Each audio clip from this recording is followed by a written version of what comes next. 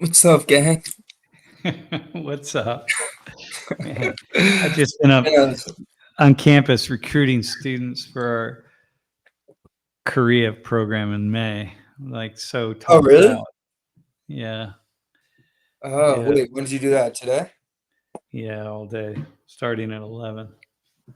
What? Here Until I what? am, Like man. two? Yeah, Where'd you go? The hub, or you were in yeah, it's at class? the Or- hub. Yeah, Let's go. Did you have your own little table, Sam? yeah, we had a little table. We Wait. don't have any accoutrements because we're a couple of knuckleheads. So like we don't have any big things set up. I had this little flag that somebody gave me. You know, when you ever see Uh-huh. tour groups and they have a little flag on a stick, Yeah. and then the Mhm. tour guide will hold this flag up. I have one of those. I was just sort of holding that up. What are you gonna I do? can imagine it. I feel like you got a ton of students. I feel like they were buying it. I don't How know. was the turnout? Yeah. All right, listen, man, Jeff. Uh, we had a question at the end of the class the other day. Yesterday it was. We had a bunch of questions, I think. Hey, you're back in Haiti, I I'm see. back in Haiti, baby. Yeah, so this question popped up at the end of class. Why is Japan and Israel allowed to have a racially exclusive society, but not America? And the question is a good question. In essence, why does the United States have to be diverse, whereas we support other countries that are explicitly uh, racially exclusive? And Sam didn't answer the question, and I know that some people may have thought that Sam was maybe avoiding the question. I will say that we were running out of or time, I was stumped by the question. or that you were stumped. We were at the end of class. We only had a few minutes remaining, and this is much more of a complicated, nuanced question that needs a good response, rather than something that he can just throw out for 30 seconds that can go on LSF or to make it onto a short or something like that. Maybe the base conservative would have taken your answer that's 30 seconds, whereas it should have been a much longer, more thought out response Yeah, to this kind of question. yeah, yeah. The base conservative, it should be the conservative base. So I don't know. What does that mean, Based by the way? based means that Base. you agree with something. So that guy is saying that he is a based conservative. He is a conservative Ah, that says things that people agree with. okay, okay. All right. Well, damn. That's something we're going to unpack right now. That question. Yeah, let's unpack it a little bit. Yeah, Sure. the other thing is, Jeff, sometimes do people on the stream, sometimes, let me ask you this. Do they sometimes ask a question and if I don't really respond to, or do people sometimes troll us and say like, oh, Sam was stumped or Sam didn't know how to answer or whatever. I don't know. This is Something probably like one of that. the first ones in my memory that people were like, "We got him." Oh, we got him. Because one of the things that they were saying is, well, you're saying that immigration is a really good thing, but I wasn't saying that. well, if you weren't saying that we need to get rid of all illegals, you were saying that to some people Well, listening I to the did. I chat. said though that we have to really shut close. We have to control the border, man. We can't get Well, rid of all illegals, right? First off, that's just not possible. You got 11, 10, 11, 13. Well, actually, now we think it's somewhere between 12 and 13 million now. What are you going to do? Like, how are you going to do that? You know what I mean? We can't even stop fucking teenagers from shoplifting in stores. Like, how are we going to track people down? I mean, that's just insanity. So I'm thinking just rationally and thoughtfully, like a sociologist. Like, no, I'm not going to make that argument. That's like saying we should turn the sky green. You know, like dry up the oceans. So anyway, sorry about that. That was a mini rant. you're good. I sent Sam a voice message after trying to think some nuance into this question. And Sam wants me to respond to the question, and then maybe he has some things to add on as well. Now I'm just an idiot on the internet, so take this with a grain of salt. But the United States could be like Japan and Israel, but the stories that I always heard growing up, the cultural presence of the United States was always that we were the shining city on a hill, that we were infused with the enlightenment of doing good to our neighbor and trying to have not just a betterment of ourselves, although focusing on ourselves largely, but really focusing on our neighbors. Every culture that's ever come to the United States, it's immigrated. Italians, the Irish, Germans, people from East Asia. Whenever they come, they usually come in large groups, and people are always worried that they're going to destroy the country. Or one of the comments in the live stream yesterday was, what happens when a bunch of people from Honduras come to the United States? They'll make the United States Honduras. And although there is a little bit of truth to that, because we have places in major cities like New York, LA, even Austin, Texas, where we'll have little pockets like Little Italy, Little China, but they're still infused in the whole society. They're still part of the United States. They might have some trouble speaking the language, but their children won't, and their children will be more included in the American culture with still having some of that close connection to their heritage. Ronald Reagan has a video going, viral right now of him saying, you could be, a person born into a country and move to Germany, but you'll never be a German. You'll never be French. But anybody can move to the United States and become an American. And that's the values that we've always had. America used to be number one in pushing innovation, civil rights, technology, philosophy, our governmental structures. And then you have to ask how many of those people were immigrants. Immigrants built a lot of our country. Actually, they built everything within our country, because none of us are 100% Native American, or a very small percentage of us are. Yeah. Even Silicon Valley, or the fourth industrial revolution has been built. Hey, but I want to go back.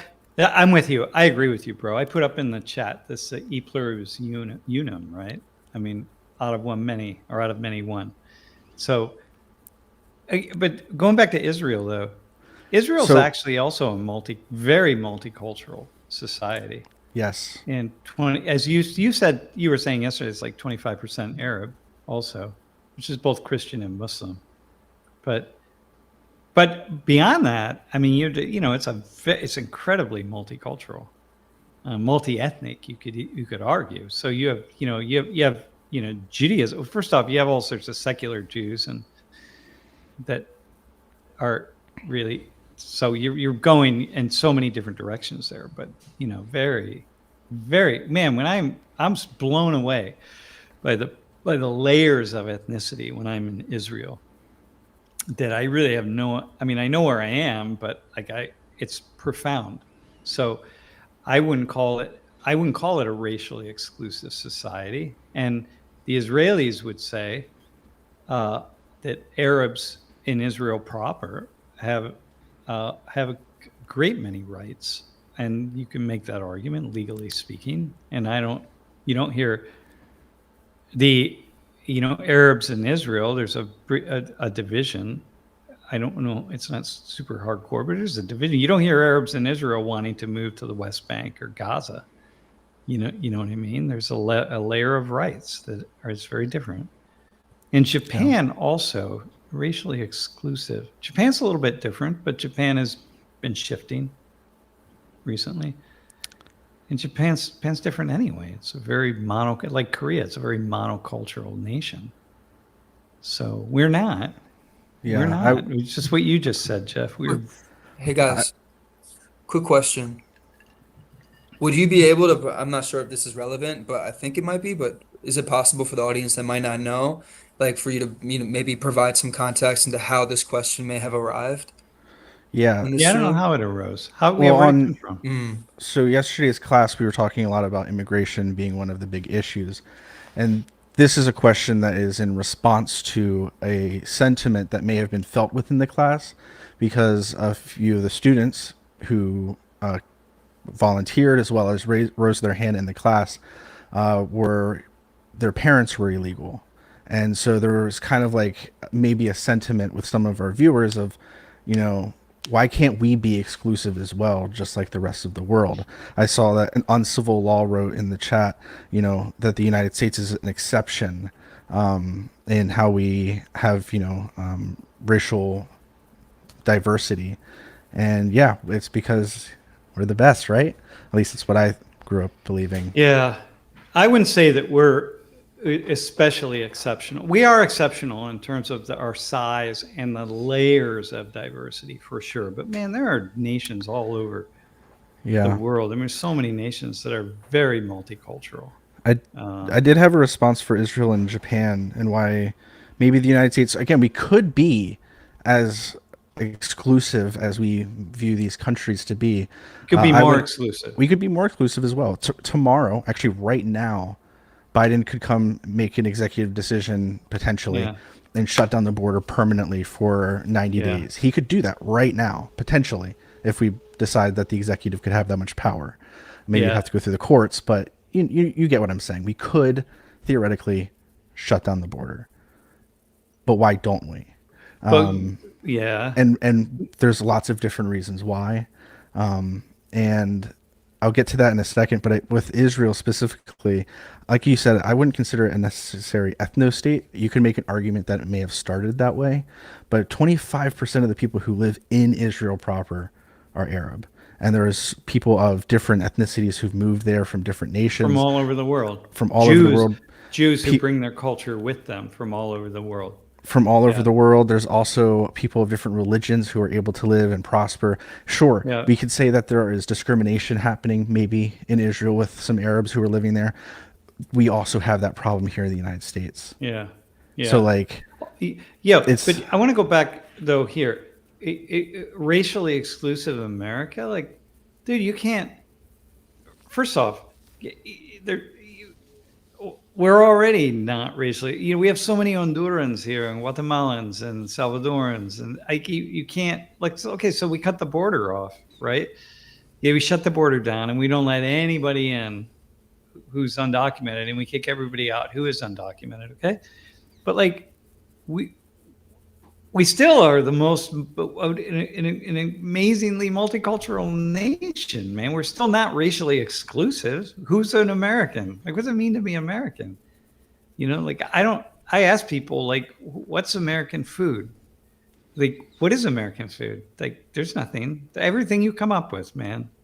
Potatoes, meat and potatoes. Well, that's not American. That comes from Europe. Like, everything. There's nothing that's American. McDonald's, Burger King. Wendy's. That reminds me of Singapore as Taco well. Bell. Taco Bell is American.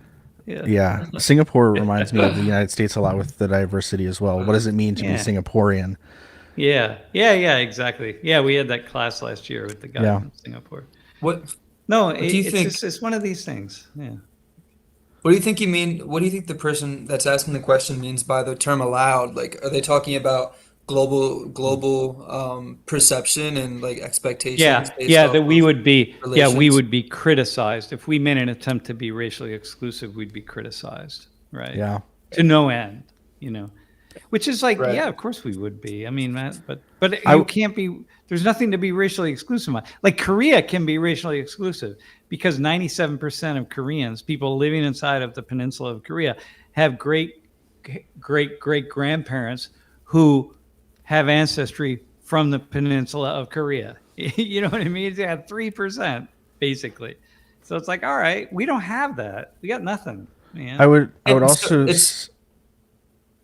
I was just gonna ask. So it's not really about like allowed per se. It's more so like historical context and like that's right. Right? It's not even we'd be criticized. If if it happened to us, we'd be heavily criticized. Why can't the United States make some of the same things that other countries seemingly are allowed? And we are allowed to. I don't know if there might be some UN regulations on how many refugees we have to allow as a country that's within the UN.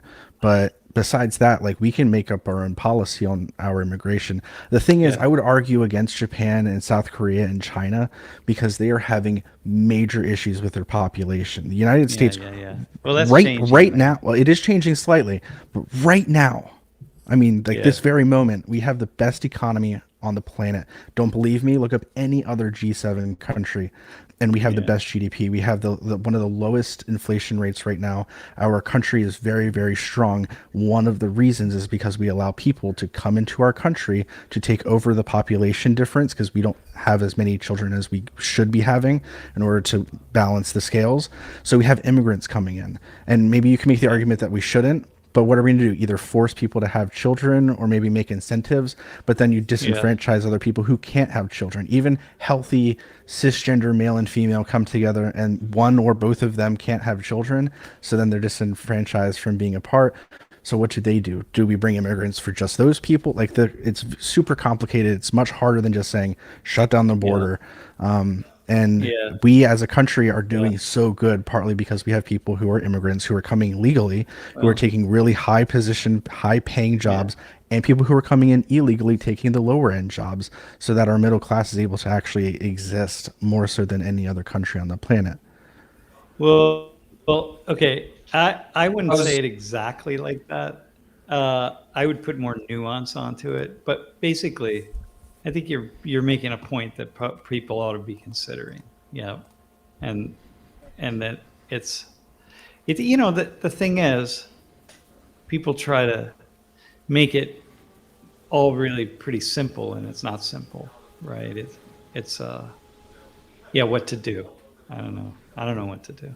By the way, inflation. I'm going to talk about this on voting day, election day. I have some graphs I'm gonna make sure I have access to that. I'll talk about some of them. Yeah. Actually, China has at this stage, really, really low inflation, man. It's below 1%.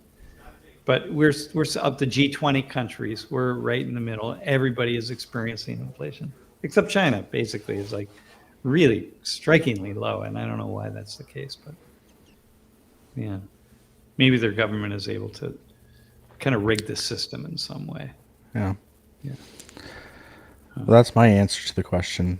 All right, dude. We could be, but we're the United States, and I would say we're better. Eric Sell says, sell that to a Trump supporter. I'm trying, man. Yeah. No, like, listen, man, Trump, look, you know what Trump is forcing? And this is a really good thing. And I don't know how people in the class yesterday, how anyone on the stream would have the idea that I'm saying we should have open borders. I didn't say that at all. I'm just laying out, we're just having a conversation. But what Trump is doing is he's pushing us to have to address our borders. And that's a really good thing, and it's an important thing, and it's a valuable thing. And Biden, first off, Trump was in power for 4 years and he didn't address it. So, like, dude, you put up like 17 miles of fence or something like that. I mean, there was already fencing. You put up another 100 miles that was already kind of there, and you reinforced it. But of new fencing, that's like really serious fencing on the border, you put up there was like 26 miles of it. Okay, I was on the border. I saw this fence. It's sort of like, yeah, right, dude, that's not a lot. Okay, you had 4 years. You promised, you didn't deliver at all. So yesterday in class, I thought instead of big agriculture, I thought in big corporations. I thought you were going to say that one of the reasons why we had during the Biden administration, we had a piece of legislation that came out that was a bipartisan border bill, and pretty much it was going to more or less continue a lot of the same practices that the Trump administration wanted. Yeah. But the Republicans canned it. The Republicans canned it potentially because of political reasons, because they wanted to have something for this election to say, see, they didn't fix the border. And it's like, bro, if this is really the biggest issue in the country right now, then it shouldn't matter. Politics shouldn't matter. We should have passed it and we should have gotten it done. No, this is the thing, right? And so this is what happened with Barbara Jordan, the same thing. Bill Clinton was really pushing and he did a lot, made a lot of headway into unauthorized or illegal or undocumented immigration. And what I talked about in class yesterday, but But and the Republicans wanted it, and the Democrats, everybody wanted it, but they couldn't figure out how to do it in such a way that they would all get credit for it. And in the end, business won out. So because they didn't want it. And so people have to see this, right? Life is not, this is not building these complex systems. It's not like building a picket fence. You get a post, you get 2 posts, and you get fencing the slacks in between, and you nail them on, and you're good to go. It's not like that. These things are incredibly, complicated because people have vested interests. And so, okay. So I want to know, I don't, why Trump had 4 years. Republicans controlled the Senate. They almost controlled the House, right? And you had the White House. Why didn't you fix the problem? Why didn't you round up all the undocumented people and send them back home? What the hell? Why didn't that happen then? So what makes us think it's going to happen now? It's a lot of it's just the same thing that, Biden and Harris are going to fix. What all the things that they're going to fix? We're going to finally free ourselves and whatever. It's no, you're not. You're not. You're just talking. So anyway, yeah, it's just, I think I get just so pissed at rhetoric. I think I just get so pissed at the. What would you this might be hard, but what would you like to see instead of? I'd like to see them just come forward and say, look, we got a really serious issue with this immigration. We can't have people. Look, the guy David, who I met in Bogota, right? So Julie met him this morning and gave him the some baby of the money food that guy? we raised. Yeah, the one from Venezuela, right? And so Julie they met at a coffee shop, and I wired money down to Julie. Julie gave him some of the money. He can't give him all the money because he doesn't have a bank. He doesn't have anywhere to put it. So he's investing though really well. They're going to pay. He's going to pay for they need to get their passports from Venezuela. That costs money. Costs like $300, he and his wife, so they can get their work permits, so they can work inside of Colombia. Look at the beautiful investment, man. That's the key. Start right there, right? So, so they're thinking, right? This is really important. So we get, but the dream is for them to come to the U.S. And I'm like, dude, Julie and I are both. They're like, you do not even attempt that journey. First off, you don't have enough money. Once you get to the border, you're going to have to pay a coyote, and you're going to need to pay $5,000 to $8,000, and you don't have that kind of money per person, right? So you don't have it. That's a really stupid What's decision. coyote?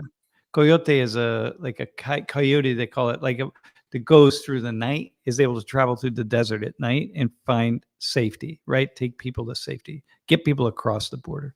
So here, the reason you want to fix immigration is because people like him are ruining their lives trying to get across. You need to get the message to them, as we did. It's like, dude, you are not going to get asylum in the U.S.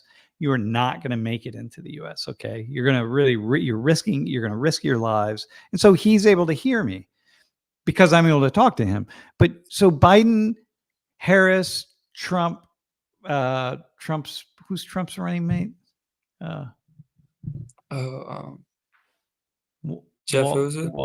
Harris, Walson. No, who's the guy? Walls. What's his name? No, Trump. No, not Trump's running mate. Oh, Trump, Vance. Yeah, Trump's running. Yeah, Vance. My God, I can't remember. Walls is Walls or Waltz? Walls. I think W-A-L-Z. W-A-L-Z. There's no T in it. Yeah.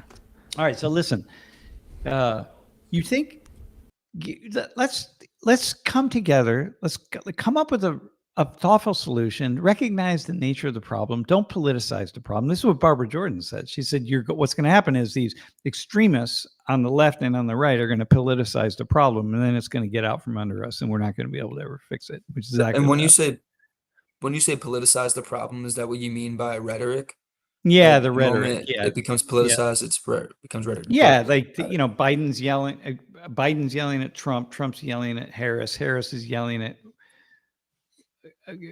whoever, I don't know who she's yelling. You know what I mean? They're just yelling and they're convincing people this is a very simple thing and we can fix it. It's like Trump is throwing babies into prison. It's like they're not throwing babies into prison. You know what I mean? Like, come on, man. It's like, it's just stop, because people are really being harmed. They hear rumors, man. You know, people are living, there are a lot of people living on the edge.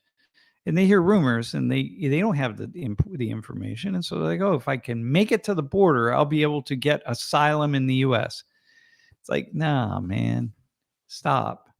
You know, so this kind of stuff, right? So that's what I think we need to do. That's how we got You need to stop it.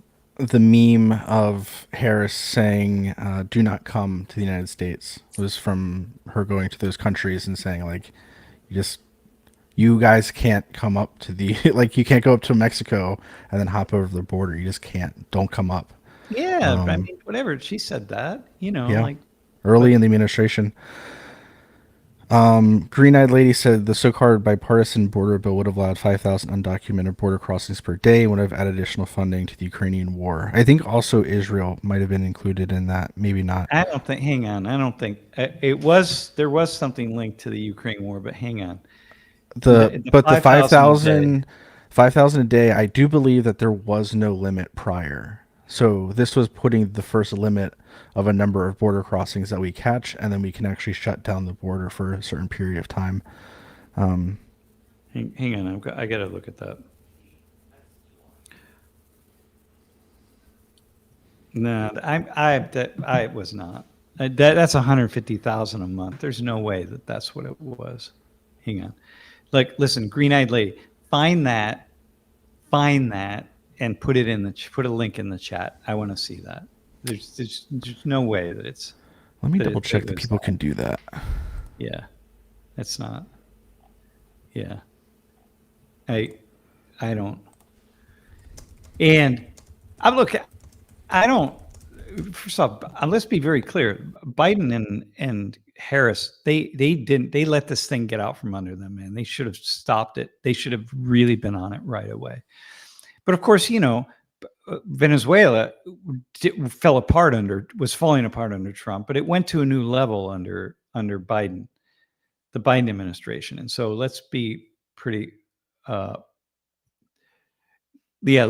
be pretty clear about that. It did go to another level, but nonetheless, come on, guys, fix it to stop, man. You need to very clearly put a message out.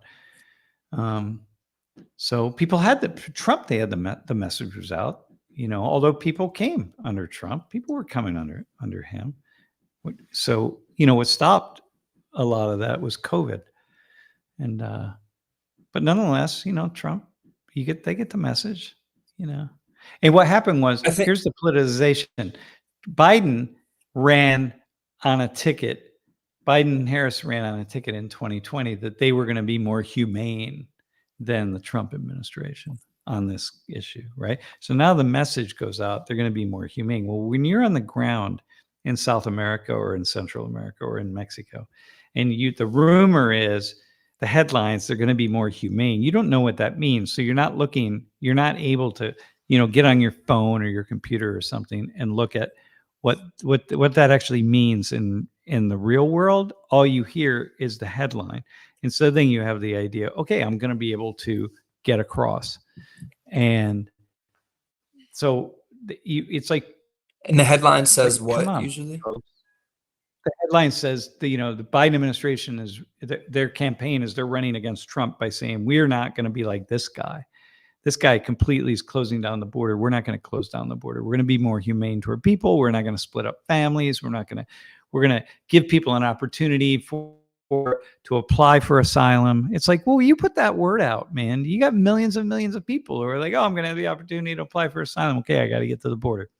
I mean, that's just, and they had these unrealistic expectations. Irresponsible at some level, but that comes through politicizing the issues as opposed to saying, hey, guys, we got to be really careful about what we say here, you know? Wow. So it doesn't matter which president it is. It's Bob the artist, really. It's you look back at the history of undocumented immigration, because I studied this when I was in my master's program. This is what I was going to do as my PhD work. I studied it also in my PhD work just a little bit, and then I switched over to something else. But I was looking at undocumented or illegal immigration. So I just had my teeth sunk into it. And so I studied the history of it. And it's just like one party after another just wasn't able to make it happen. So, yeah. Yeah. And by the way, the green-eyed lady, the way I operate is I look at a number like that. I'm like, nah, I don't think that's just going to be too high.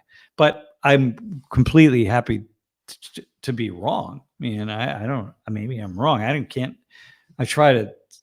can't know everything. You know what I mean? I can't follow everything, but it just feels intuitively like 150,000 a month is just that's over 1.5 million. That's 1.8 million a year. That just is like, nah, that just doesn't feel right. Yeah. Yeah. Yeah. Yeah. Well, Bob the artist, it's not just a party in charge of Congress. It is, but it is that too. Yeah, it's so many things, man. The parties are, yeah, it's just the gamesmanship, man. In the end, it's money.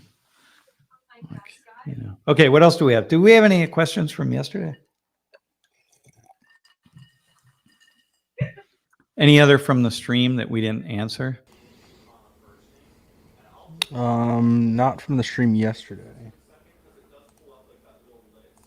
Let me look at 18 quick.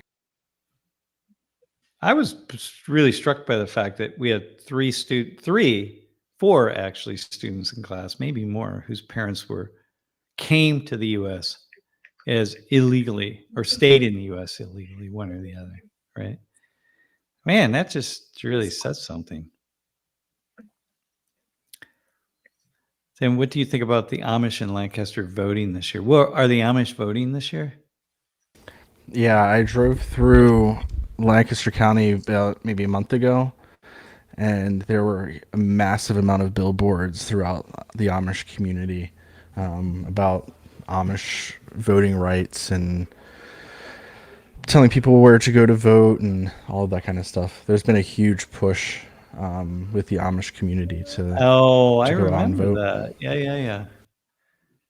Whoa, there are 100. Hey, here's this thing from a couple weeks ago, or last week, actually. Damn, 180,000 new Amish voters are registered in Lancaster. Jeff, you technically you don't live in Lancaster, but you live very close by. It's funny. I know you're from Ohio because you don't say it correctly. Lancaster. Lancaster. Mm-hmm. Lancaster. Yeah, that's crazy. My landlord for 8 years of my life was Amish. Like, that's wild. And in Lancaster County, that's crazy. I didn't know that they were starting to vote. Yeah, it's crazy. It's the one wild thing is the Amish were pretty much Oh, here it is. Oh, keep going. I'm going to say something. They were mostly excluded from a lot of governmental practices. They kind of kept to themselves. For instance, they don't do insurance like how everybody else does. They don't have social security cards, most of them. They really do just like they're like what I was saying about insurance. Let's say you're Amish and you get hurt and you have to go to a hospital. You either go to a local one, or if it's bad enough, you do go to like a modern, hospital, and like Lancaster General or the new Penn State Health Clinic in Lancaster. You go to one of those places, or even a Hershey Medical Center, like the top of the top, and your medical expenses will go to the community. And then as a community, you put money in every month or 6 months or year, and then people are able to pull from that to get medicine and whatnot. But they pretty much are excluded from most other things in terms of like government. And this is the first time in my life that I personally remember a lot of Amish like actually participating, going to rallies. Like there's pictures all over the internet when Trump was in PA. Yeah. Okay, well, listen, the thing I just read was a headline from PolitiFact that 180,000 Amish registered is far-fetched. There's only 93,000 Amish in Pennsylvania, and that includes children who are obviously not eligible to vote. So, and in Lancaster County, there are about 38,000 Amish people, including children, right? So clearly these headlines, I did remember seeing this 180,000 Amish. That's out of, That might but be across nonetheless, the okay. that might be across the whole country. Yeah, who knows? And Yeah. if so, then it's, I mean, Ohio has the second largest population, and then they're in other states across the country as well. Well, Dexter, your question, though, what do I think about it? Okay, so my limited experience with the Amish, which is, fairly limited, although probably much greater than the vast majority of Americans, because I have any experience at all with the Amish, right? So, like, is that I'm pretty surprised. I wonder, they probably will base their opinions, their voting decisions, on basically the same amount of information that most people base their voting opinions on or their voting decisions on, which is like very limited amount of information. So, I don't know what they're going to base it on. You don't have television, you don't have radio, you don't have phones, just kind of word of mouth. And if you're not working outside the Amish community, which most people are not, and if they are, they're working together as teams. Like in my neighborhood down the street, there's a group of Amish workers putting a roof on a house. They get driven in by somebody who drives the truck, brings them in. They build the roof, and then at the end of the day, the driver drives them home, who's not Amish. And It's I've had, interesting yeah, just about the phones thing. I remember back like 10 years ago when I was 10, 12, 13, when I was still in that community a little bit, like lived over in Lancaster, and the young kids would sneak phones or like I remember they would have cell phones that they would hide from like their parents or those that were in the church. But they're younger and they don't vote. I'm just not sure. And like those that have businesses might be able to have like maybe they have like a TV or because or something like that because they have like a separate business. I'm not sure why that's an exception, but I just remember my landlord, he owned a construction business, and so like he would take advantage of vehicles um and stuff like that. The thing But about the Amish community, it really depends on the bishop that is in control of that specific community. So I was up in State College. We were leaving the mall, and there was an Amish guy with and an Amish kid, like a father and son, with an English student. They say English for anybody who's not Amish, just a white guy. And Michael asked me, he's like, "What's that? What are these Amish people doing with this guy?" And I was like, well, it looks like in their community, they're not allowed to drive vehicles, but they can be driven in vehicles. So they have people who are close to the Amish community. Maybe their grandparents or maybe their parents were part of the church, but they aren't. So they're English and they're allowed to drive. And so then the Amish kind of just tag along. And they might pay them for the service, but they're not, with the car. Some allow people to use tractors. Like Elijah said, maybe they own a business, and in that business they have TV, and they're not supposed to watch it. It's supposed to be for the customers because they're all English, but like they still watch the TV, or they might have cell phones for business, but they might use it outside of that. Plus, you have Rush Springer as well, which is a real thing when they turn, I think it's either 16 or 18 or something, then they have like a year or two where they can be outside the community and decide if they want to come back. And I believe if they come back, then they have to get baptized, and then if they leave, then they're shunned, according to a couple of, I think, yeah. most of the communities. But even shunning can change from community to community. Again, it all depends on what the bishop allows. Yeah. So they're getting the information. Like the Amish are excluded in a lot of ways, but they aren't like in no man's land. Like, yes, Oh yeah, no, for Amish sure. the Amish live in Lancaster County, but Lancaster is not like, Lancaster is very, very much a thriving community. Yeah. Yeah. and Eric Hey, is saying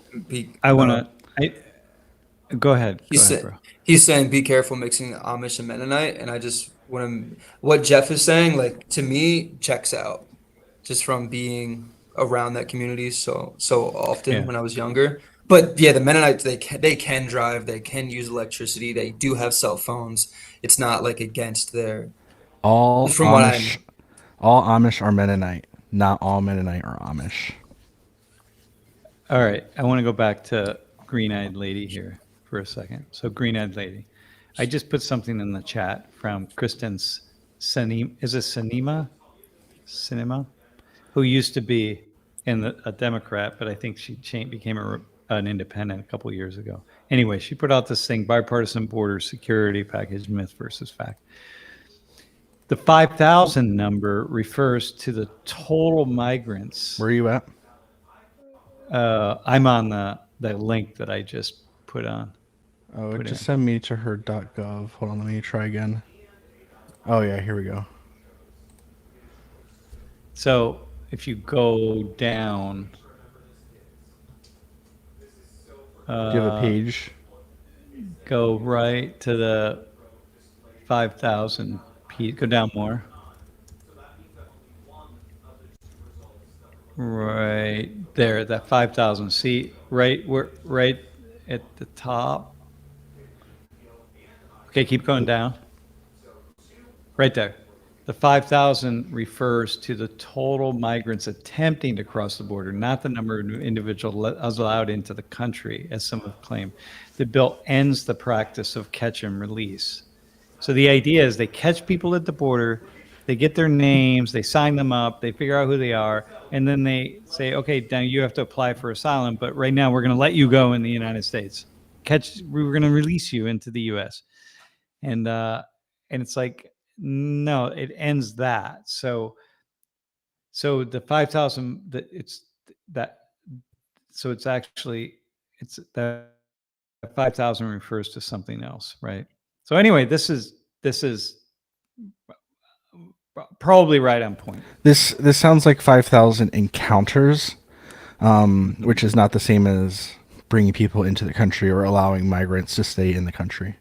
Yeah. Well, in December of 23, there were over 300,000 migrant encounters on the border. 300,000, man, in a month. It's like this is historically really high, right? So that's what we really needed to stop. So anyway, that's where we're at. So the goal is to stop that. Yeah. in that being like those that are seeking asylum and then being released, but while they're in process or in application. Yeah. Like here, and then we're gonna have no idea where you go. You can go anywhere, but be in touch with us. We'll want to make sure that we process your paperwork. You know what I mean? It's like what kind of nonsense is that? But Right. at the same time, having been down at the border, having looked at, we were at this park in Mexico, and think, every night, man, you just get hundreds, and at the peak, it was thousands of people who are just lining up in the park, and it's a human rights catastrophe. So you got to stop that, and so people are just forcing themselves on the border. It's like, well, you got to figure out what to do. And I talked to a bunch of border guards, and they're, these are people with heart, man. These are not people. They're not robots. They're like, look, what are we supposed to do? We have to say no. They're men, women, children, elderly, people with babies. Like, what are we as border guards supposed to do? We just keep saying no. But it's everywhere around. It's a horrible situation, and it got out of control. So that's the thing. Green Eyed Lady said to read the bullet point above, which says if the daily average of migrant encounters reaches 5,000 over a week, DHS must close the border indefinitely until the numbers fall, and DHS is processing. So once it's 5,000, it sounds like over a week, not a day. Yeah, over a week, not a day. And then so that would take that number down from times 365 to times 52. Yeah, which is a heck of a lot less. Yeah, but nonetheless, it's like if you get 5,000 in a week, man, is that for the whole border? My guess is That's what it's the whole border That's what it sounds like. because, but I hope so, because if it's each border crossing, that would be, but it's got to be the whole border. No, Okay, it sounds like it's the whole border. yeah, because there are too many border crossings, right? Okay, so you got to close it indefinitely. Okay, that's good. Which Maybe is what they did. I have a buddy who works in immigration, and maybe for next week's office hours, I can try and see if he could join us for a little bit to kind of talk about this bill and a couple of other things that have happened in terms of border legislation in the past maybe 10, 15 years. Yeah, Because he doesn't just study it, he works it. Like he's the one who understands, like when people talk about the CBP1 app, which is the border patrol app pretty much. yeah, He's the one who knows the ins and outs of that, and like the things that the Biden administration tried to do that were unconstitutional, and that they had to yeah, change things, so it pushed things back. And he's yeah. like, he knows all of that kind of stuff. Closing Yeah, the no, border is racist, according to Chicken Pollo. well, here's Sorry, the chicken thing, pork. right? Here you go, right? But going at the bullet point underneath that, all migrant encounters with or without BEA in effect will be processed using the new removal authority. Those who seek asylum will undergo a swift protection determination interview at the higher screening standard and will be immediately removed from the country if they fail. Okay.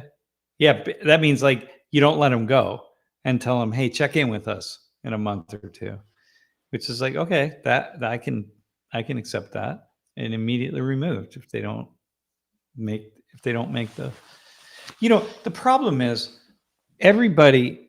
So like the one student in class yesterday who was up and volunteering in front, whose parents were unauthorized. Everyone, these are anyone's going to see if you met her parents, and if you go back 20 years and meet her parents, you're gonna almost every American is gonna have a heart. You're gonna be like, oh man, God, yeah, this is terrible, right? If you knew where people were coming from, like if you saw it, if you really knew, Americans are overall really good and kind people, and and sometimes they get riled up at these political rallies and they start yelling at other people, but mostly Americans across the border, mostly good and kind people, and would really have a heart if they understood and knew where people were coming from. And that's what makes these policies extremely difficult, really. So I can't let my heart get involved because I know where people come from, man. And I'm just like, oh God. To some level, it's like, no, you can't. You got to stop it. But I don't know. It sounds like Kimchi Day. When is Kimchi Day? Listen, man. Oh yeah. It's the Friday before. It's the Friday before fall break, so I'm thinking maybe we plan a little trip to come up to your place and do an IRL stream from your house of you guys making kimchi this time. No, you know what? No, here's the problem. I'm not going to be here. That's right. You're not going to. Bro, you could do a kimchi stream No, listen. from Korea. Okay, I'll do it. You know why? Because there's a Kimchi Day in Korea for the nation of Korea in Seoul. It's a big conference, and I'm doing the keynote talk at Kimchi Day. Kimchi. So, because I am a Kimchi global ambassador. So, they asked me if I would do the opening talk at the conference, and I said, of course, I will. Yeah. So we will, maybe we'll live stream that. How about that? We'll live stream. At least if we can get a camera that can zoom in really close to you, and then you can do a mukbang in the middle of it, that'd be perfect. Mukbang in the middle of Kimchi Day on stage. Yeah. I'll be like, excuse me. My live stream audience is demanding mukbang here. So I know we're at Kimchi Day, but you got to just take a time out because we got to do mukbang. Just that's how you eat. You'll have a bite, and then you just do it mukbang way, where you It's Get the mukbang. microphone real close. Yeah, Mukbang okay, is I got a it. Asian, Oh, it's traditionally an Asian streaming genre that has now taken over the rest of the world, where you eat in front of an audience. So instead of us streaming and talking, we would be streaming and eating, and generally Oh, you that eat started large in amounts of Korea. foods. Yeah, yeah, Because I have seen that, but I didn't know it was the origin was Korea. Interesting. yeah, Oh, yeah. okay. Oh, yeah. It's like eating the meaning of it and mukbang. It's like broadcasting, eating broadcasts. Like like I showing. want you to, Uh, on the day before or 2 days before, maybe get introduced to one of the Korean YouTubers who eats food and have a meal with them, because then like this one chick, that'd be great. it uploads videos like twice a week or something, and Michael watches them all the time, and it's just like, here's 200 pounds of sushi. Okay, not 200 pounds, Oh but my like god. literally plates and plates and plates. Like she'll go to a, a buffet and it's just stacking plates Wait, and and she bowls on eats it top of each all? other, and she eats it all, and she's tiny. It's like, how do you eat this much? It's Does crazy. she does she vomit it up though periodically? No, I don't think so. Hold on, I'm gonna go find out what her name is, and I'll show you a clip. Hold on, give me one moment.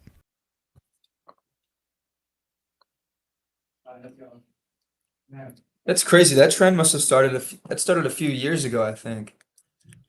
Because I Mukbang? remember students, yeah, they would just start, like friends that would just watch this, Yeah. while people were Yeah, eating. I was like, it's been going on for quite a while.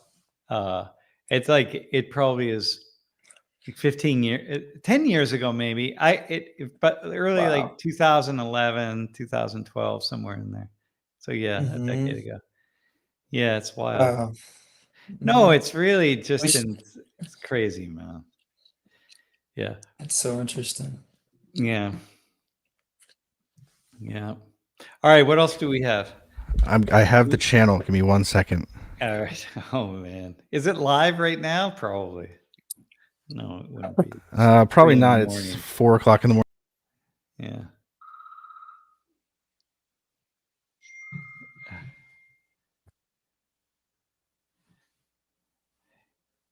Just getting her most popular video here. 1 second. 23 million views. Hold on a second. We're gonna watch this. All right.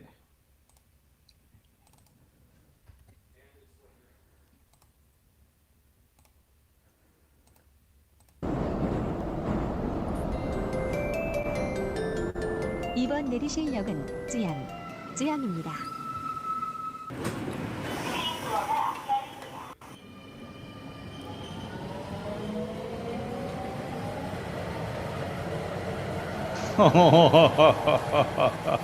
Oh my 내리실 God. 초밥은 She's 없습니다. slowing down. She's slowing down. 안녕하세요, 여러분. 여기가 대전 복합터미널인데 오늘은 오랜만에 초밥이 But yeah, in this 먹고 video, 싶어서 she does how many plates did I grab, and she just eats and chats with her audience and talks about the food, and this is her whole channel.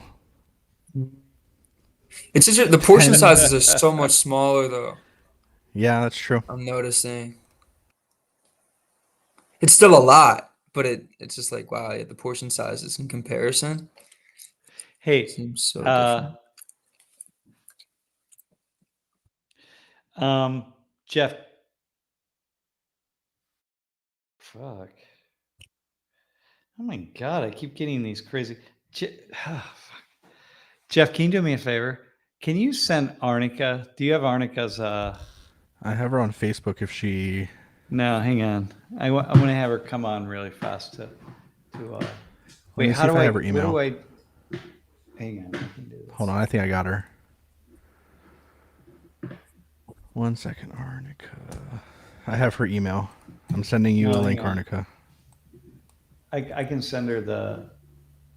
I'll send her our link right here to her Already sent. email. Her Yahoo.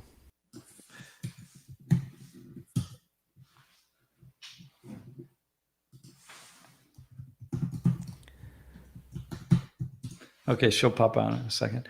Wow, that it's just really, yeah, like that's an immense amount of food, man. Oh my God. Huh. You know, the thing about wait, Kimchi Day. Why were people talking about Kimchi Day anyway? Is there Kimchi Day here? Are we just talking about There was a 2018, or is there an commenter. actual Kimchi Day in the US? November 22nd is Kimchi Day. I think it's an international day. Yeah. Okay. All right. Well, there we go. That is indeed Kimchi Day. That's the day that we will celebrate it in Korea. Awesome. Arnica? Yes. Oh, am I? Hey, we're testing Arnica's computer now to see how it's going to be for tomorrow's class. So it's thought we would bring you on. Hey, Arnica, just so you can, just to bring it in really fast, I didn't expect us to have the experience of talking about having our volunteer whose parents were undocumented, unauthorized, illegal, right? And then what that did was, then once a couple other people in class brought it in, I was like, okay, hang on, let's really use this as an opportunity to talk about. Yeah, it was really good. Yeah, it was really interesting, right? And Ricard Magnuson said he really wanted to ask a question. If she has any understanding for the anti-immigration people. I think she did really. I think I kind of asked her that, and I felt like she really did have a kind of an understanding. She was aware of that. Like an impact, it's a level of empathy, Ricard. I think I would say that. Yeah. Okay. So, Arnica, the thing that we were going to ask you about, that I was going to ask you about, is like all these things that we're talking about here, like how the issue of immigration has gotten so politicized in the United States. The same thing is happening all over Europe. Oh, yeah. It seems to me. Yes, definitely. And as I said, not long ago, I was reading on the news and I was watching videos about how, like, the big cities in the US are struggling to house migrants, like in New York City and Chicago, I think specifically. And I thought, same, same.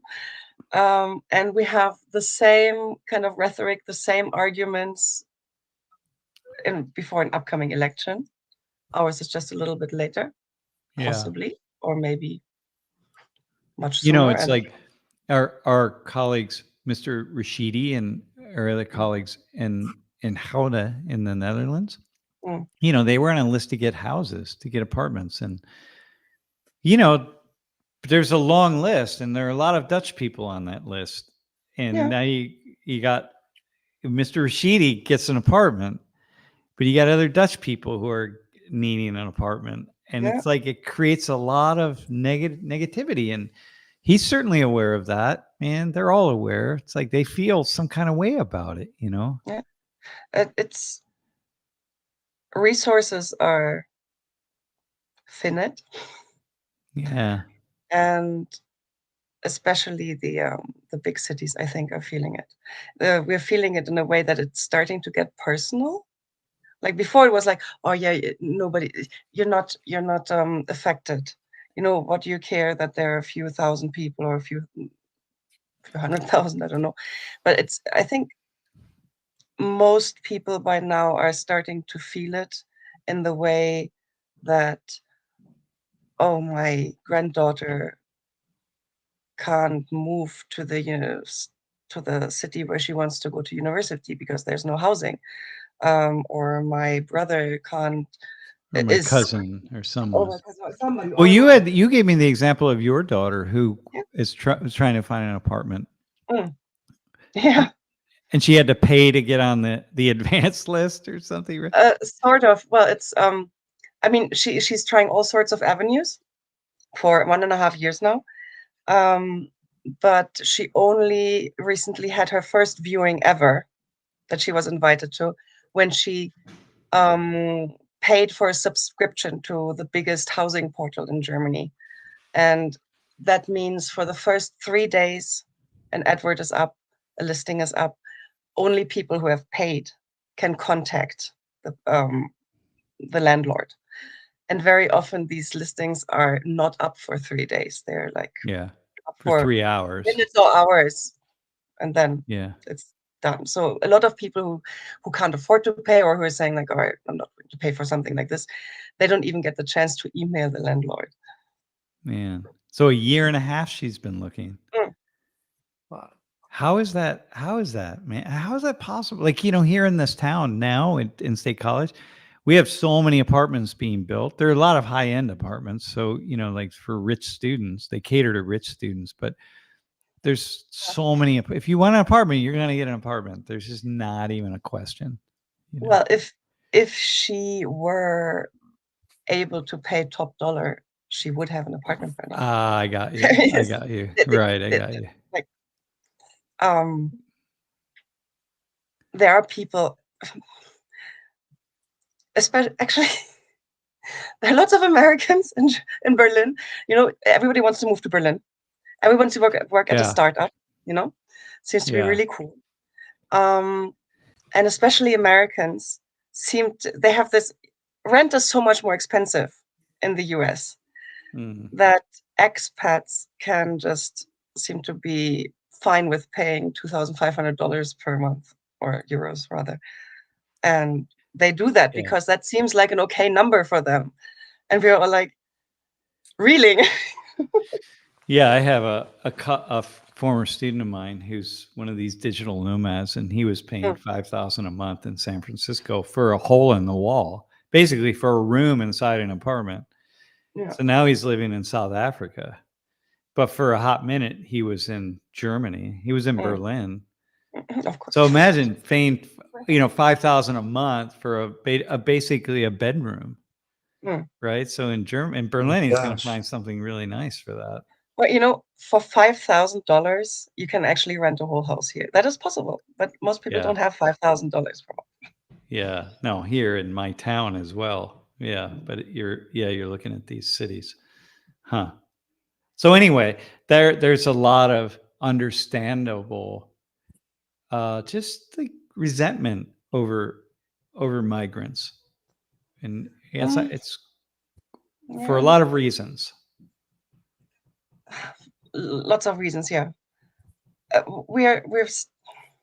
I think we are starting to feel the systems creak, because our systems are not even designed for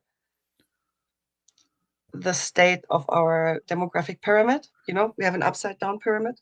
Yeah. And our systems were designed really with the traditional, like lots of children, very few people who are very old, and we have the other way around. So we're starting to feel the effects of that we simply do not have that many people who are of working age. Yeah. But we have lots of people who are in need of services.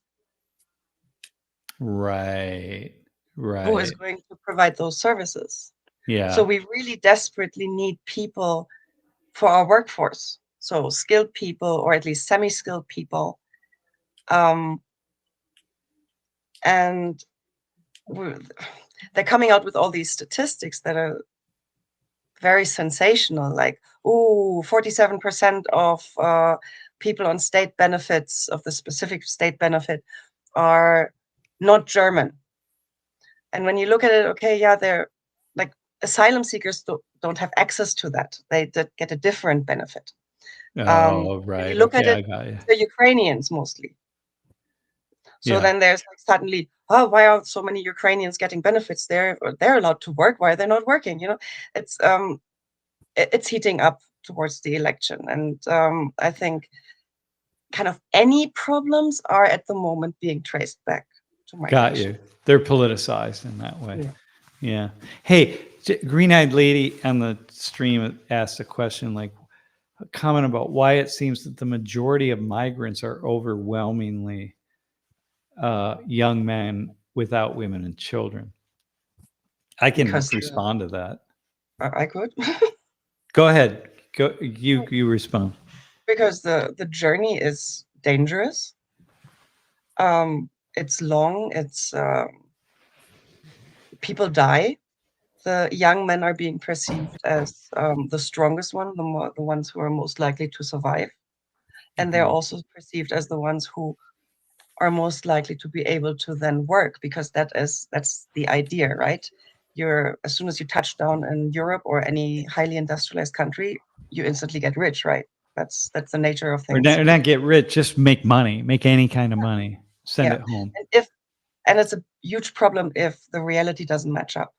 But if Yeah. you're sending a woman with children, like that's not a good investment, right? Because Yeah.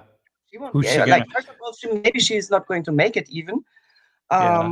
Also, quite frankly, women are so much more vulnerable in these And situations. she's vulnerable on the journey to all sorts of terrible things happening to Yeah. her. She's like, how's she gonna make money? Who's she gonna? Where's she gonna work with her children? You know, and she's got to send money home because you probably borrowed money to make the journey. I know a guy who is Afghan who currently in Pakistan. His wife died.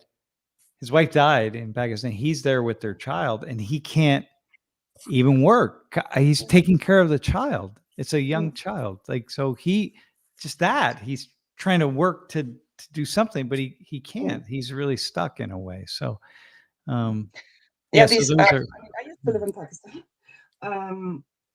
The society is built on the joint family system. yeah. Always, like there are always several generations, and then also several families of each generation, more or less living together. And it's a village in a house, basically.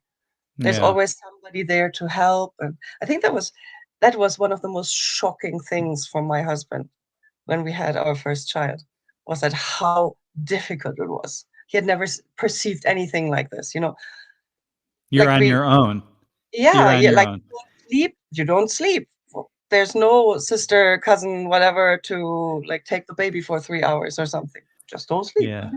Yeah. And that was shocking for him. Yeah. I don't know how people do it. Going Hey, back real to, quick, Mhm. I just have to hop off. Laura needs me for a meeting, but Arnika, it was a pleasure like hearing all this information. I'm like enlightened by this, so thank you. Didn't really say Um, anything special. that, yeah, thanks, Thank you. Sam. I just have to get off. all right, see you, Elijah. When I was living in Ecuador back in the late 80s, early 90s,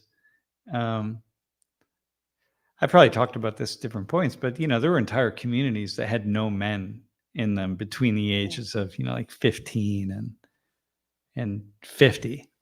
They all had gone to the US, and women were there, but all the men, they were all gone. Yeah. Another thing with the why are only men going? It's also especially in the subcontinent, it's very normal for men to work abroad, usually in the Gulf countries, Saudi Arabia, the UAE, and they have these contracts where they work for 2 years and then they can go home for 2 months and their flight is being paid. So the families see the fathers every 2 years for 2 months. Yeah. And then another 2 years they're gone. So it's not such a unusual, but it's not unusual for them to be away. So if Saudi Arabia is okay, then why not, Germany, the UK, France? Yeah. For them, Yeah. it's not such a big difference, but the immigration systems are really, really different. Yeah. And sometimes it's women. I Mm. in the Gulf countries, sometimes women leave their children at home, man, and they Yeah. go. So usually they're not with the husbands. They leave it with their parents. Like if women are, if let's say their husband dies, or Mm. it's for whatever reason. I mean, there are any number of reasons, and women go. And like, man, can you imagine? Like, you've got 2 or 3 kids, and you go and you become a caretaker, a housekeeper for other people's children while your children are at home, and you Zoom with them, or you video conference or FaceTime with them or something every day. It's like, God. That's also really, really common actually in Southeastern Europe, like in Yeah. countries like Moldova and Like Romania. Latvia and yeah. No, Latvia, that would be the Baltics. Yeah. Oh, yeah, Mol- yeah. Moldova, Albania, Uh-huh. Uh-huh. that area. There are generations of children that are growing up with their grandparents because the parents are somewhere in Western Europe trying to make a living, trying to send money home. It's so people don't we don't really this is kind of what I was saying in class when I put those data up about money, about wealth. You don't really understand what it means to be living in total deprivation and just like you got nothing. And so you're going to do whatever you can do. And yeah, it's just hard. It's hard to comprehend. Like why would anybody do that? Well, because it's the thing. It's like I want something that's better for my children. Like Mr. Rashidi never would have left Afghanistan if he didn't have 3 kids. But it's like, look, I'll take my risks here. Like, my life will be in danger at some level when the Taliban take over. But I got 3 kids and like I got to think about their future. So, okay. All right, listen, Arnica, your camera's working. Yeah. Good. So you're hardwired, right? Am I Yes. right? Yeah. Okay, good. All right. I'm going to send you a quick thing. I think I want you tomorrow, completely different topic. We're going to go this other way. Just very briefly in the beginning of class. It's Halloween there. Are you going to be able to hop on in the beginning? Yeah. I mean, it's not like we're really celebrating Halloween. It's just, it's going to be, and class is so much later than Oh yeah, that's right. it's going to Okay. be up here. So. Okay. All right. So let's, I'll send you a message, but I'll have just a couple questions for you that you can ask the students, volunteers. Yeah. And then we'll be rocking and rolling and you can wait and get their answers. And then you can ask some follow-up questions. Yeah. Okay. It'll be interesting. I'm going to ask them also, but I feel like it'd be good to ask from you and maybe somebody else. It might be actually kind of nice to have somebody else from Europe, although not Germany. Ricard, I think you're from Sweden. Maybe somebody from France or Sweden, somebody like see if, yeah. Okay. All right. Thanks, Arnica. We'll talk Thank you. tomorrow. All right. Be well. Bye. Yeah, it might be nice if somebody else from, yeah, not Axel. Yeah, we can only have so many Germans, Axel. Yeah.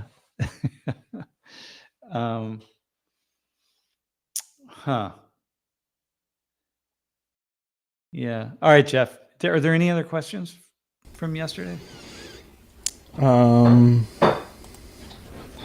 Let's check Streamlabs.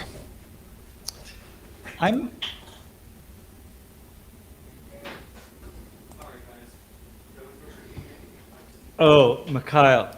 I don't think it doesn't. I think she just has the little animal behind her. I think that's what you're referring to. Yeah. If I remember correctly. A question from Eric. What causes people to form totally inaccurate and misinformed opinions? I think because we start down a road of thinking something to be true. I think we start down a road imagining, we believe something to be true. Okay. And then the more we kind of pick some certain information out to support that, then it's almost like we want to believe that what we believe is true. Like we don't want to be shown to be wrong. So if I go, for example, take Green-Eyed Lady's piece about 5,000 people a day. So this bipartisan bill, immigration bill. So Green-Eyed Lady said, no, it was 5,000 people a day who we were going to let in. And that's like not really very, no wonder it was tanked, right? Now, I have a pretty negative assessment of the Biden and Harris administration and everything they did. So like, I don't have any inclination to defend them at all. Right. But in my mind, I'm thinking, it just sounds wrong. It sounds like too many, like, right. So I don't know if it's true or not true because I don't know. I got to look it up. It sounds like it's too many. But I have a natural, once I say, this sounds like it's too many, right? At that point in time, like that can't be true. It sounds like it's too many. Okay. Too high, 5,000 people. Right in that moment, I've already now made my claim. Like that sounds to me like it's too high. I don't believe it. Now I've put my stake there. Now I don't want to hear that it is too high. I like, no, or that it's accurate. Like, I don't want to hear that because then I got to say like, oh my God, I was wrong. Well, okay. So for me, I train myself to be able to say that I was wrong because it happens all the time where I'm thinking something. Maybe I'm not doing it in class or I'm not doing it on the stream, but I'm doing it all day long at my computer where I think something and I'm going to talk about something in class. And then I realize like, whoa, wait a minute. Dang, I'm totally wrong on that. And I have to eat humble pie to myself. Right. But I'm sitting here by myself. Like I'm doing like mukbang without the video turned on, right? And so I think that, but I don't want to do that. I don't want to be wrong because it's a destabilizing. But in this case, I put it out there with Green-Eyed Lady to say, no, I think that's not wrong. That's got to be, it can't be right. It's too many, right? It's too high. So now I'm in it. I got to now figure it out because I want to be able to. And part of me was saying like, oh, let me look this up. Because if it is 5,000 a day, damn, that's so surprising. And I'm so wrong about that, and okay, but I don't want that. Like my deep soul in me, because I'm just trying to stand on some kind of solid ground because it's really hard to be alive in this world where there's so much information coming at us that I want to feel some kind of solid ground under my feet. So I don't want to be everywhere I turn my attention to find out I'm wrong about this and I'm wrong about that. It's too destabilizing. So I think that's the answer to that question. That's why we can just believe things that are really wrong. We just stay on the same thing, It's the hardest when we think that we could be wrong. Like, it's very difficult for us as a species to accept that fact sometimes about certain things. Yeah. And Axel's saying like Poland had 5,000 Ukrainian refugees a day when the war was just starting. Like, yeah, that's like, fuck. Yeah. Never wrong. Never wrong, just less correct. Yeah. Yeah. That's what I say to Lori all the time. Yeah. That doesn't fly very, very well. But anyway, I think it takes, again, it's one of the reasons I'm very happy to turn cameras on for me. I have to really be thinking all the time. People who know who would think about the things that I'm thinking about or talking about, or we're talking about in class, they have more information. So I have to be really, really careful. Yeah. But sometimes I get carried away, right? Like, Jeff, I think that for you yesterday, you said something about it toward the end of class. You said, hey, on the stream, people are saying that you're for open borders. You said that to me, right? In my ear. Man, that was really good because I was able to very quickly respond to that because I'm not for open borders. But what happens is I get started down a path. I'm just making one argument and I'm trying to just have fun with the argument. In this case, it was the Barbara Jordan thing. And I was emphasizing that she was a Democrat because these are the people that people imagine they're the ones that got us into this problem in the first place, are these liberal Democrats like Bill Clinton and Barbara Jordan or God knows who else. And it's like, no, they're trying to get it. And so that's why I kept pushing that. Not that somehow they're, special.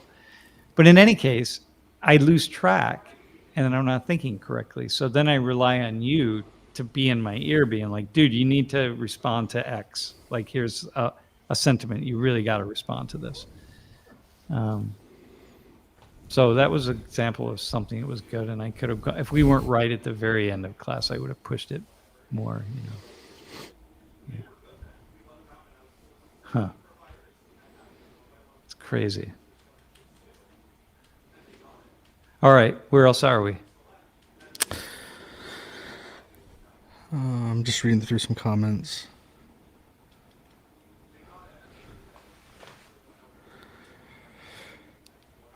Are you ready for Halloween tomorrow? Halloween class? Yeah, I'm ready. I'm going to find my some spooky costume. music. I got my costume all picked out. I'm going to be nobody.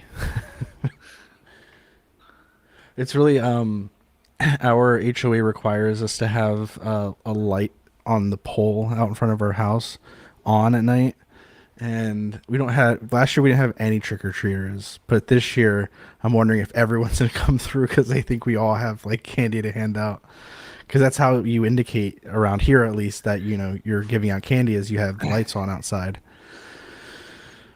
Yeah. So we'll see. I think we have candy just in case, but I'm not expecting anybody. Yeah. Halloween Hey, was by so the good way, as a kid. Go ahead. Axel said something about why does everyone mix up immigration with refugees? It's like, it's just different, right? It's very different.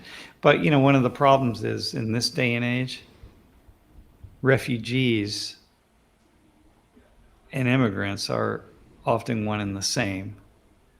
So it becomes like, this Venezuelan man who I met in Bogota, who you met, people on the stream met. Is he a refugee or is he an immigrant? If he comes north and he, tries to cross the border into the U.S., is he a refugee or is he an immigrant? Well, he's an economic refugee, but he's a poor immigrant. Like, so which one is it? If these are politicized words, right? You throw refugee in there, it's somehow, okay, you have rights. You have a different set of rights than if you're an immigrant. And so, this is one of the things. Yeah. Yeah, I think the numbers are like 30,000 people a year are given asylum in the United States, and we have like 1.3 million-ish, at least, encounters. But let's just say we have that many people trying to get asylum here. Just say that's the number. Yeah. It's a crazy. The scales are just horrible. Like, that's one of the reasons why people say that we should have more judges, is because we have to process these people. I guess as a United States citizen, I have a right to a speedy trial, but they don't necessarily. But we should at least try to get them through the system so that we can say yes or no. And a lot of the people will end up saying no to, because if they're coming in as a refugee, there's certain requirements that they have to follow. They have to be in, like, certain boxes have to be checked, and most of them don't have that. Some of them will have some of them will have all of them and be able to come in, but it's a very low number. Yeah. Well, my partner Rafi in Belgium, he has a folder, his refugee packet. Some people come in, they have a refugee packet and it's like 2 pages. His is a big folder, file folder, with like 200 pages. So when he went to his interview in Brussels to to make his case, they said, "Do you have your documentation?" And he put the big 200-page notebook on the table, and they were like, "Oh, damn!" They'd never ever seen anything like that. Well, his is a documented case, right? Like, he's so much documentation, and as to why he's a political refugee from out of Afghanistan. But other people when don't have that, and how do you do it? How do you know? How do you decide? Like, what do you can't investigate this man, David, like, what are we going to do? Go back to Venezuela and find out, like, wait, how do you know you're persecuted by the government? Like, how do you make that case? Like, how are you persecuted? What the hell? Right. So it just becomes very, very, very, very difficult. Yeah.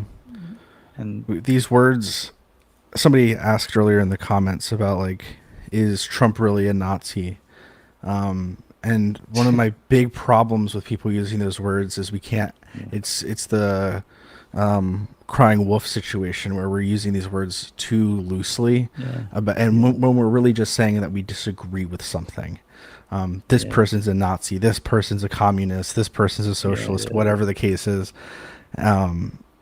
Same thing with immigrants and refugees. It's so easy just to throw these words out like they stick when they really don't. Yeah. This is silly. Like, not calling Trump a Nazi is just kind of dumb. It's pretty dumb.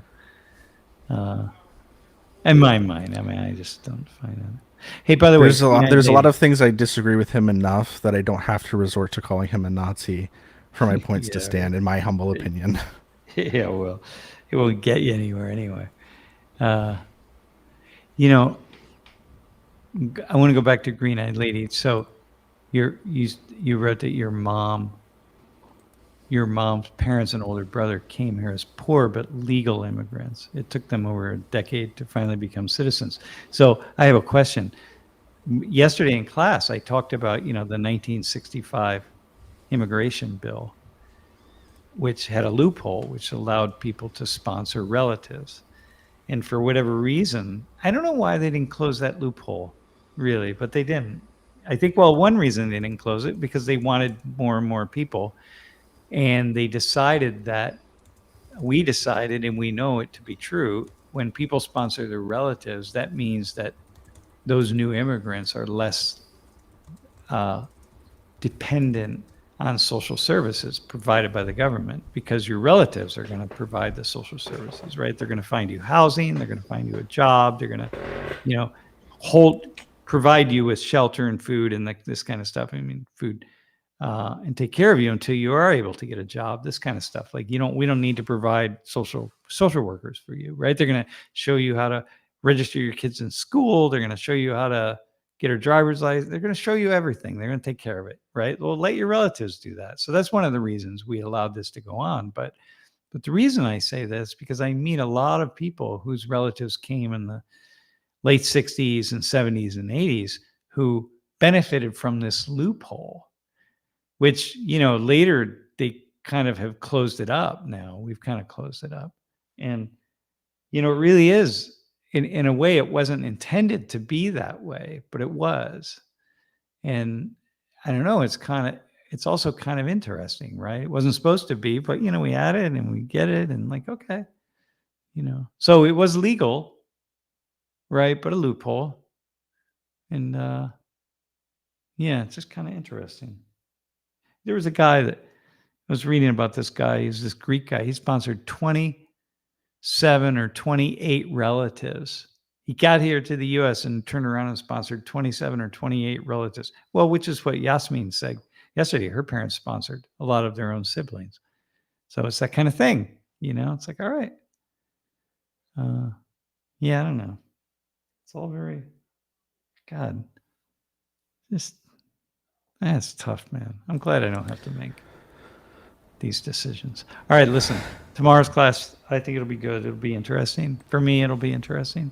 And then next Tuesday, I'm just gonna sit and talk about as openly as I can about my thoughts on the election. Some of which I talk about here on office hours, so it's not really a big thing. But for students, it will be. All right, man. So with Halloween, we're asking, what's your candy of choice? You have one candy for the rest of your life. What is it going to be? For me. Bob the artist said Reese's Cups. That's a great one. Mine is Snickers. I love Snickers. Yeah, but you know what? That's the chocolate in those things is just so terrible. I can't. It's not real chocolate. It's also $1.60. I have this. There's a little treat. It's this kind of rice treat in Korea called yakwa. I think that would probably be mine. It's not considered really a candy, but Do you ever go up to Hershey? yeah, no, I haven't. But I don't eat that Dude, you need to go bad to chocolate. you need to go to Hershey, go to Chocolate World, and then do a video while you wait in line to go onto the Chocolate World ride. It's free, and the entire time they give you facts about the chocolate that they get, and they make some pretty wild claims about, supporting local communities and not using slave labor for their chocolate. Wait, they have that? Not using slave labor? Pretty much. So they talk about where the beans come from, and they talk about the communities that exist out there, and they definitely don't put a, hey, by the way, the chocolate we're going to give you at the end of this ride and that we're selling in the main auditorium is mostly made by slaves at some level. Oh yeah, okay, they're not gonna do that. But you should go. Well- It's a fun time. All right. Plus, you get a free piece of I just happen to be slave-made chocolate. and I happen to be a chocolate snob. So like I just don't eat I don't eat really just bad chocolate. I can't. There's a chocolate brand in Lancaster that's local, Wilbur, and they're pretty good. And then the big thing that we have though is pretzels. Some Snyder's and Hanover pretzels. Yeah. But that's not candy. It's just super fattening, just like candy. We ask the chat for our final thing is, which is it? Which do you like the most, kimchi or sauerkraut? We got 24 votes, and it was 12 apiece. We are split even in today's chat. All right, kimchi. All right, there we go. With Sam's vote, kimchi goes over the line. No, I voted. Yeah. Oh, you voted? Even though I like sauerkraut, I'm a big, but I'm a global ambassador for kimchi, not sauerkraut. So ask me on January 1st. Maybe I'll say sauerkraut. All right. Is Ohio also a pork and sauerkraut, or they? We are a sauerkraut place. Yeah. Yeah. Yeah. For good luck. Yeah. All right, man. All right, listen. We will rock on. We'll be in touch. We'll see you tomorrow. See ya. Be well. Yeah. Thanks.